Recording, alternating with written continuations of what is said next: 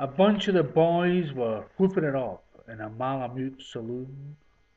The kid that handles the music box was hitting a jack time tune. Back at the bar in a solo game sat dangerous Dan Mcgroo, and watching his luck was the light of his love, the lady that's known as Lou. When out of the dark, which was 50 below, and into the dim and the glare, there stumbled a miner fresh from the creek, dog dirty and loaded for bear. He looked like a man with one foot in the grave, and scarcely the strength of a louse. Yet he tilted a poke of dust on the bar, and called out for drinks in the house. There was none that could place the stranger's face, though we searched ourselves for a clue.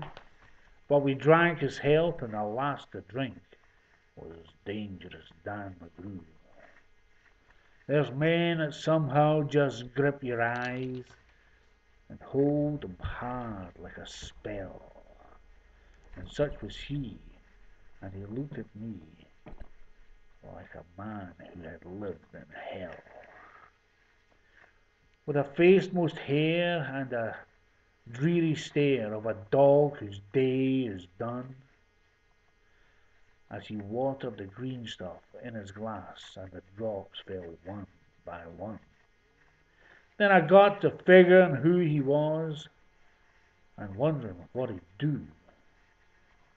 And I turned my head, and there, watching him, was the lady that's known as Lou.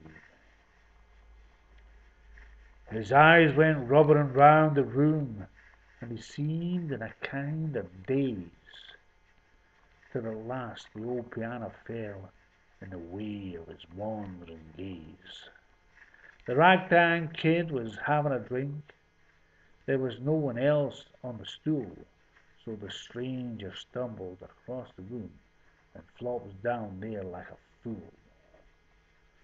In a buckskin shirt that was glazed with dirt, he sat and I saw him sway. Then he clutched the keys with his talon hands. My God, that man could play.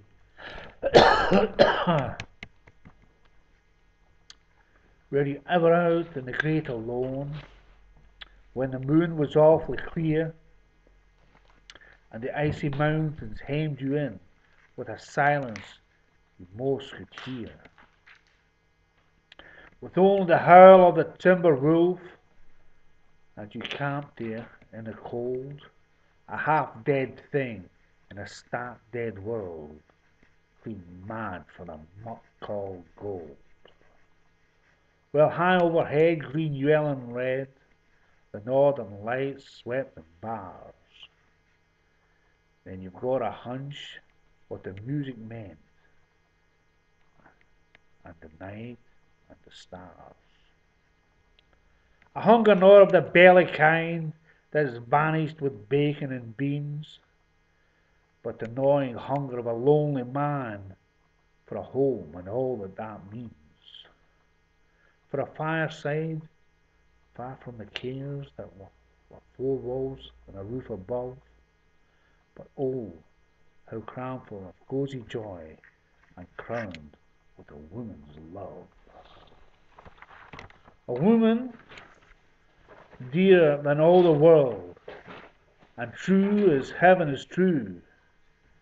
God, how ghastly she looks through her rouge, the lady that's known as Lou. Then all of a sudden the music changed, so soft you scarce could hear. But you felt that your life had been looted clean of all that you once held dear. That someone had stolen the woman you loved, and that her love was a devil's lie. That your guts were gone, and the best you could do was to crawl away and die. 'Twas the crowning cry of a heart's despair, and it thrilled you through and through. I guess I'll make it a spread misere, says dangerous Dan Mcgroo. Then the music almost died away, and then it burst up like a pent-up flood. and it seemed to say, "Repay, repay," and my eyes were blind with blood.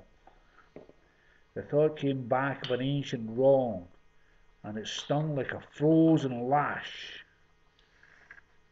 And the lust awoke, to kill, to kill. Then the music stopped with a crash. The stranger turned, his eyes they burned in a most peculiar way. In a buckskin shirt that was glazed with dirt he sat, and I saw him sway. Then his lips went in a kind of grin, and he spoke, and his voice was calm. "And boys," says he, "you don't know me, and none of you care a damn. But I want to state, and my words are straight, and I'll bet my poke they're true, that one of you is a hound of hell, and that one is Dan Mcgroo." Then I ducked my head, and the lights went out, and two guns blazed in the dark, and a woman screamed, and the lights went up, and two men lay stiff and stark. Pitched on his head and pump full of lead was dangerous Dan Mcgroo, for the man from the creeks lay clutched to the breast of the lady that's known as Lou. These are the simple facts of the case, and I guess I ought to know. They say the stranger was crazed with hooch, and I'm not denying it so. I'm not so wise as the lawyer guys, but strictly between us two, the woman that kissed him and pinched his poke was the lady that was known as Lou. There you are, a recitation of dangerous